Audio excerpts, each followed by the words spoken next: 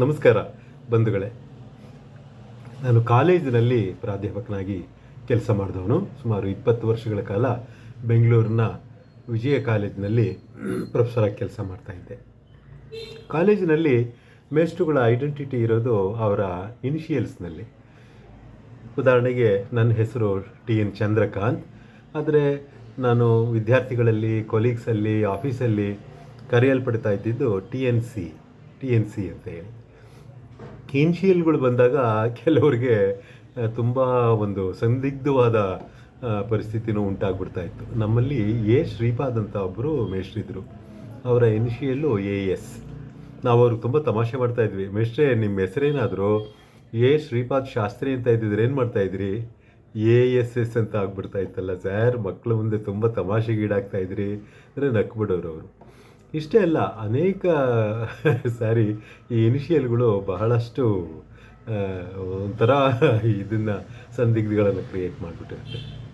ಕೆಲವರು ಅವ್ರ ಇನಿಷಿಯಲ್ಲು ಅದೃಷ್ಟವಶಾತ್ ಭಾಳ ಚೆನ್ನಾಗಿರುತ್ತೆ. ನಮ್ಮ ಮುಖ್ಯಮಂತ್ರಿಗಳ ಇನಿಷಿಯಲ್ ತಗೊಳ್ಳಿ, DK ಶಿವಕುಮಾರ್ ಅವರು.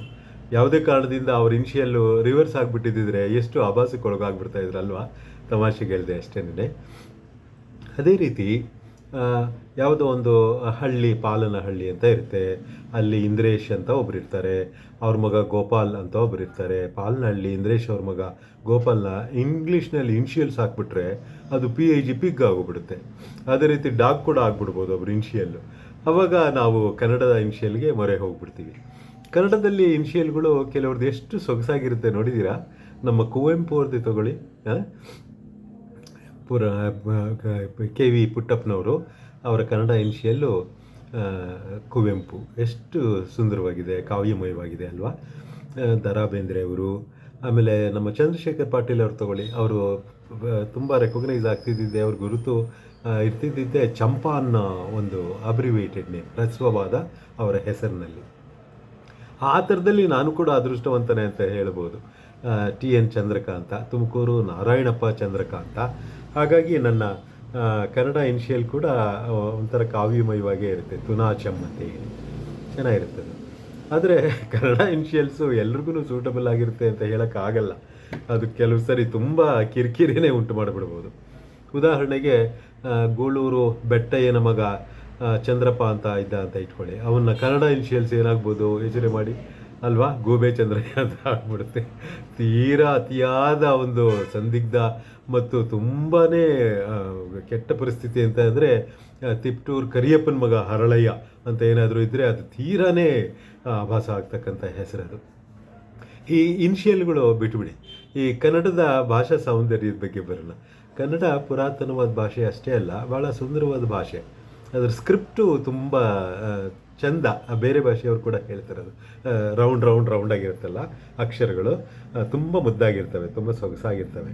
ನಮಗೆ ತೀರಾ ಹತ್ತಿರವಾದ ಅದೇ ಥರದ ಭಾಷೆ ಅಂತ ಅಂದರೆ ತೆಲುಗು. ನಮ್ಮ ಕನ್ನಡದ ಅನೇಕ ಪದಗಳನ್ನು, ಇಂಗ್ಲೀಷಿನ ಪದಗಳನ್ನು ಕನ್ನಡಕ್ಕನ್ನಗೊಳಿಸಬೇಕಾದ್ರೆ ತುಂಬ ಆಸಕ್ತಿದಾಯಕವಾದ ಕೆಲವು ತುಂಬ ಚೆನ್ನಾಗಿರ್ತಕ್ಕಂಥ ಕೆಲವು ಪ್ರಸಂಗಗಳನ್ನು ನಾವು ನೋಡ್ಬೋದು. ಉದಾಹರಣೆಗೆ ಇಂಗ್ಲೀಷ್ನಲ್ಲಿರ್ತಕ್ಕಂಥ ಹೆಸರನ್ನು ಸಂಪೂರ್ಣವಾಗಿ ಕನ್ನಡೀಕರಣಗೊಳಿಸಿದ್ರೆ ಹೇಗಿರುತ್ತೆ ನೋಡಿ. ಪೊಲೀಸ್ ಸೂಪರ್ಡೆಂಟ್ ಇರ್ತಾರಲ್ಲ, ಅವ್ರಿಗೊಬ್ಬ ಗಾರ್ಡ್ ಇರ್ತಾನೆ, ಸೆಕ್ಯೂರಿಟಿ ಗಾರ್ಡ್ ಇರ್ತಾನೆ. ಆ ಗಾರ್ಡ್ಗೆ ಒಬ್ಬಳು ಹೆಂಡತಿ ಇರ್ತಾಳೆ, ಆಯಿತಾ? ಆ ಹೆಂಡತಿಯ ಟೀಚರ್ ಒಬ್ಬರು ಇರ್ತಾರೆ. ನಾನು ಹೇಳ್ತಾ ಇರೋದು ಪೊಲೀಸ್ ಸೂಪರ್ಡೆಂಟ್, ಸೆಕ್ಯೂರಿಟಿ ಗಾರ್ಡ್, ಹೆಂಡತಿಯ ಟೀಚರ್ನ ಕನ್ನಡದಲ್ಲಿ ಹ್ಯಾಕೆ ಕರಿಬೋದು? ಒಂದೊಂದಾಗಿ ನಾನು ಪದಗಳನ್ನ ಬಳಸ್ತಾ ಹೋಗ್ತೀನಿ, ನೀವು ನೋಡ್ತಾ ಹೋಗಿ. ಪೊಲೀಸ್ ಅಂದರೆ ಆರಕ್ಷಕ, ಸೂಪರ್ಡೆಂಟ್ ಆಫ್ ಪೊಲೀಸ್ ಅಂದರೆ ಆರಕ್ಷಕ ಧೀಕ್ಷಕ. ಅವ್ರ ಸೆಕ್ಯೂರಿಟಿ ಗಾರ್ಡ್ ಅಂತ ಅಂದರೆ ಆರಕ್ಷಕ ಧೀಕ್ಷಕರ ರಕ್ಷಕ.